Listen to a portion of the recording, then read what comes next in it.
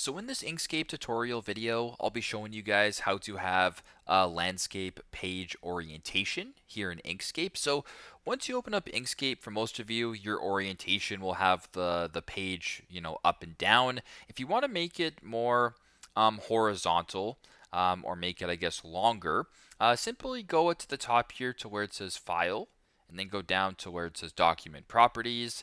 Now on this page right here where it says orientation, right now this is selected. Just go ahead and press it right here.